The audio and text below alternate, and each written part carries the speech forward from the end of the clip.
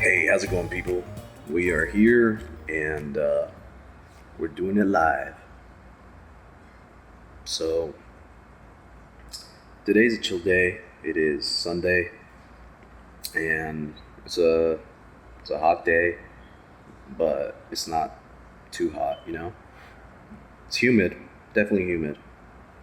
It's like 3 days after 4th of July or 2 days after 4th of July. And yeah, so that's where we're at. So let me see. I was trying to see if I could try a different format today. So we'll see how this ends up looking. But I think it's gonna go.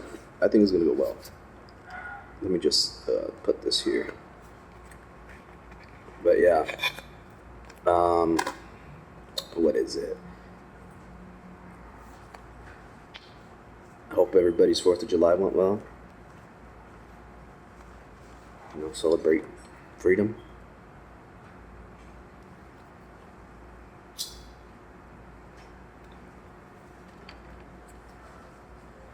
Kind of hungry right now, even though I had some bread earlier.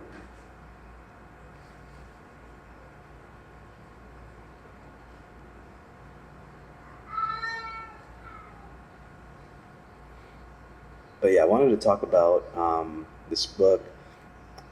It's called Hanging Out, and it's by this girl, this woman, this chick. I forget her name, but I'm gonna put it on the screen so you guys can see it.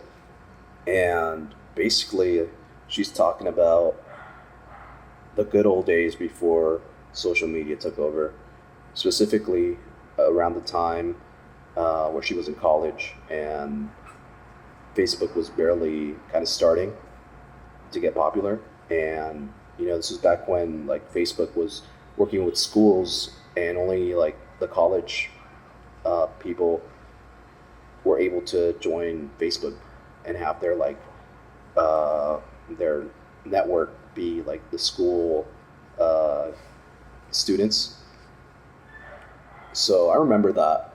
I remember when Facebook was just like a college student thing, where you had at your college kind of thing, like your name of your college at Facebook or something like that.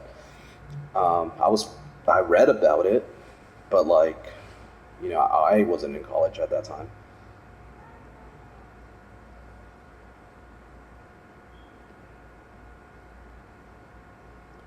But yeah. Anyway, I have a I have a thing about maybe having more analog um, experiences or more real experiences. Digital's cool. We've been immersed in that for the past 10 years now, and we're peaking. You know, but I've always liked a more tangible experience, a um, more physical, real. You know, and so this was kind of on my like journey or discovery, self discovery of the magic of hanging out. What people used to do back in the day when I was in elementary school.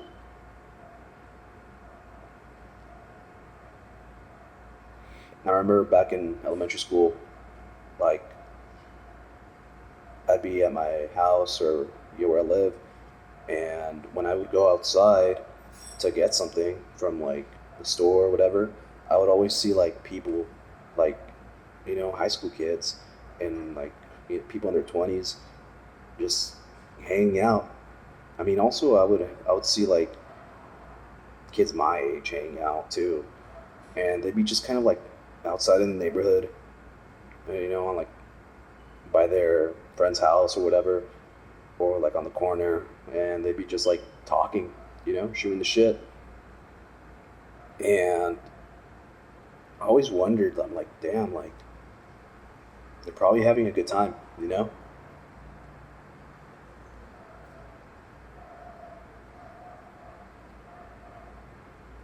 or like I always wondered like what they're talking about. Like I'm like they must have like some pretty like interesting conversations because I'm like they were there every day, you know, hanging out. So I'm like I can get that like if I saw them once randomly and never saw them again, like there's not much to wonder.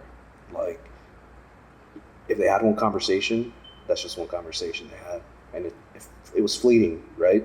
Never happened again. But for example, if keep seeing them again over and over again, like their conversations are going to evolve, you know, like even if they spoke about the same topic like one day and it came up another day, it's going to be from a different perspective, deeper maybe.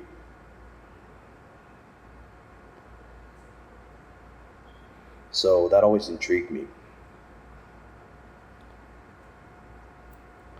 And so now as an adult, you know, I'm like, those spaces are just kind of non existent now. Like, you don't see a lot of people just hanging out no more. And if you see two people together, like they're usually on their phone, you know? So it's like super independence, you know? We're such a like independent culture here in America, and we just kind of like that just gets exaggerated with like these personal devices, you know? And it like our independence or like what is it like yeah, our independence and self kind of like um there's a word for it. uh yeah, I can't think of it right now, but um like our dependence to just be on ourselves and like fend for ourselves in this culture has seeped into like the social aspect of our like being, you know? Like we've become so independent that even when we're talking to somebody or like in the presence of our friend, we just want to be alone and we just want to do our own thing. And it's not that we desire it and that's it. It's that we desire it and we can do it and we do it. You know, how many times have you like been with your friends and you just pick up your phone, start checking stuff,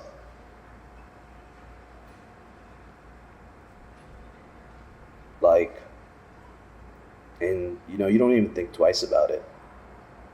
You just like ignore what's going on and you fully like lock in into your digital space, you know?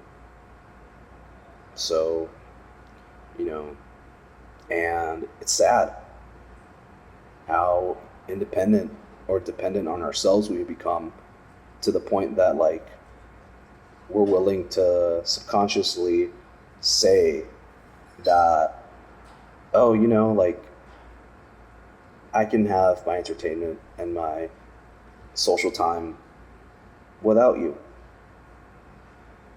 I can just entertain myself. I don't need a person to be talking to me in real life. You know, like I've become so independent that I don't need you to like entertain me or for fun or for leisure or anything.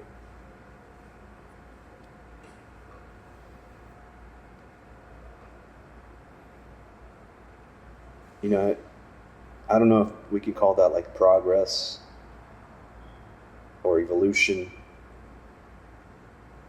but you know, from my perspective, we're not going in the right direction with this.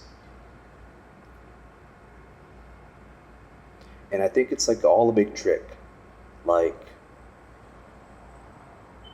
the capitalism of our culture has kind of like just taken over in a bad way. It's seeped into everything that we do, how we live, in every moment. And like they've tricked us into believing that like your life, that you have a digital life.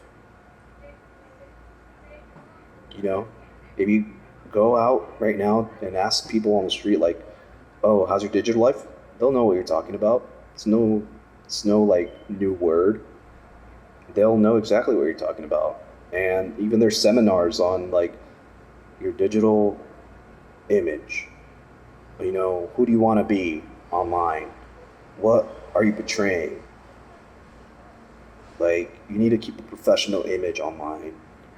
What are you an expert in? But let me tell you this, like, there is no digital life. You don't have a life in the digital realm. Life isn't digital. It's not real. It's fake. It's a facade. It's a trick that we buy into.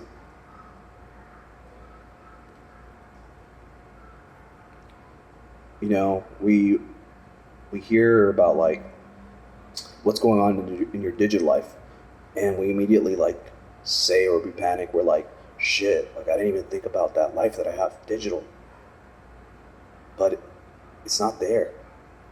You fell for it, you know? And of course, like all these digital companies are gonna keep saying you have a digital life and that it's important and that it has substance and that we're moving into a more digital era because it benefits them, It benefits that story, if you get everybody to buy into their digital life, everybody's going to want to like carve their own little space online in whatever app. And guess what? All those companies are making money off your digital life.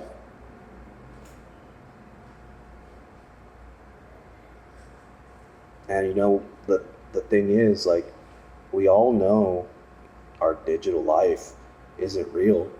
We know that. Everybody knows that.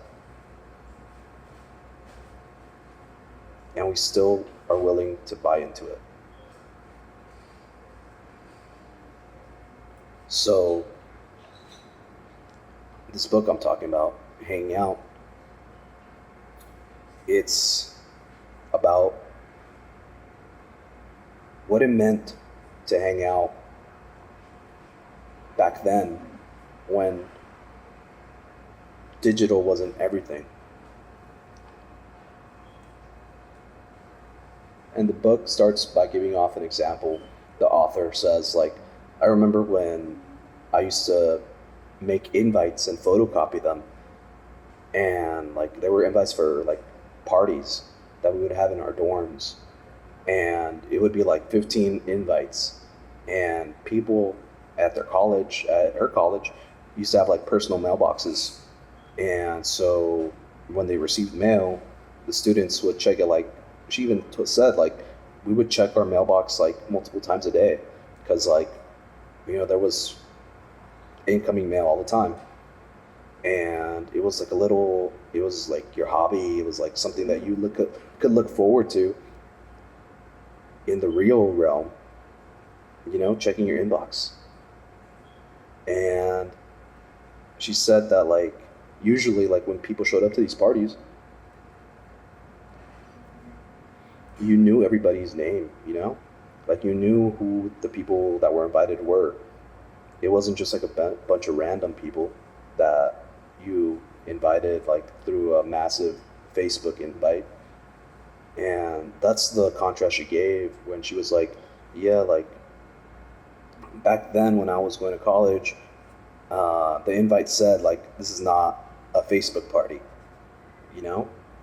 And I guess she was saying like people would use that phrase like as a going against the grain of like inviting just like anybody and everybody who would show up on a chained invite to this event.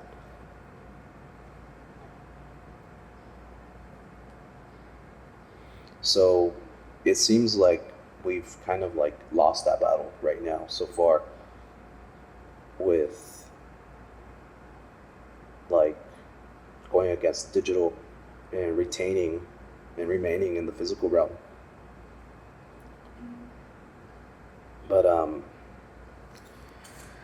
I think we can recover. You know, there's always time to recover. Nothing's set in stone. That's the beauty about life. So then, like, this is still the intro for the book, but like, she goes on to do a little bit of research on partying, on the word party, and what it meant in the beginning when that word, you know, first popped around in the culture. And it's interesting because party used to mean like a partition of something, like a little piece of a big thing, like a segregated part apart from the larger picture. And one of the first usages of the word party was when somebody was like describing the land. They were saying like, oh, like we can reap and sow the berries in this party. And what they meant was like the part of the land that had this food, right? And that's how they described it, this party, this little part.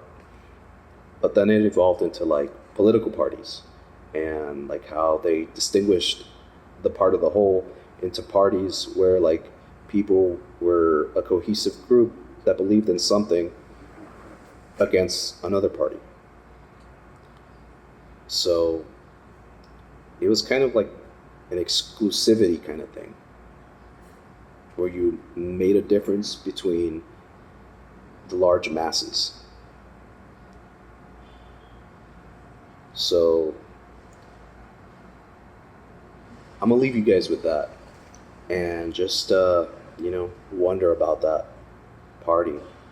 What do we mean by when we see the word party, when we use it now? You know, like, how often do you use that word in your life? Or how does it come about in your life? When's the last time you attended a party? And, you know, like,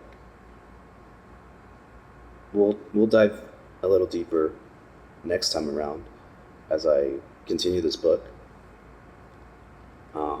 But for anybody out there, there's a app where like it's a book club app, and you can find any book and start your own book club. And I'm gonna like put it on here so you guys can like see it and check it out, because I think it's a really good app. It's designed very well, easy to use, clean design, and you know, it's very community based. So I think that's like another in line to what we're trying to do here, which is getting exposure to like more real things. And that's a way we can take back our power, you know? So I'll leave you guys with that. And,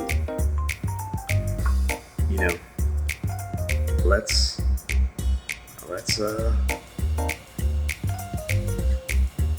come back to the real thing.